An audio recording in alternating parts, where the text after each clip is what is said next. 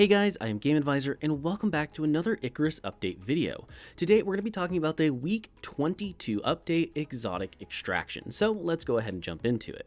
First up is the Exotic Deposit Randomization. This is actually very straightforward. All this means is that there will no longer be any static spawns for them, but instead we'll have multiple spawns for each exotic deposit around the map. Sometimes you might get more than one, other times you might only get one. The idea here is that you can't just memorize where they're at and skip the scanner step, as you're going to always want to go ahead and craft it. There still are static, so they do only have set places they can spawn, so theoretically you could memorize all of those places, but the idea here is to encourage you to actually use the scanners themselves. Next is the Tier 3 and Tier 4 Radar and Extractors.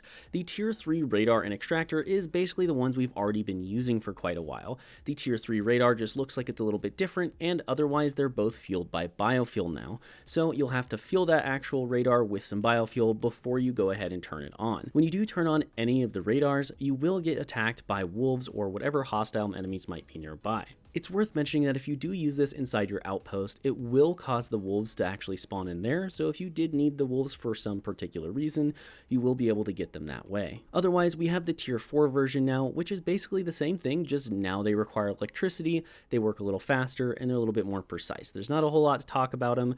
They are kind of cool and all, but at the end of the day, it's nothing real that special. Otherwise, we do have the Workshop Radar and Extractor, as well as the Biofuel, which have now been introduced to the game. The Biofuel will essentially just act as a way for you to bring fuel into the actual mission with you so that you don't have to actually craft a biofuel can and fill it up. It will come in full and ready to go, so it's a nice little item to have. The Radar and Extractor, however, are going to just be the fastest and most efficient version of the Radar and Extractor in the game. You can also spawn in with them, which is nice to have. It's worth mentioning that these do cost a lot of exotics. I believe it's 800 each to both research and then craft them in total, so it'll be 1600 to get both in your hands. They also only use a special type of fuel, so you will have to purchase that every single time you come into the mission. Personally, I probably won't use this very often, but it's nice to know that it's there if I do happen to want it for some reason. After that is that there has been some changes to how you actually bring items into the mission from your workshop. These are going to be your exotic type items.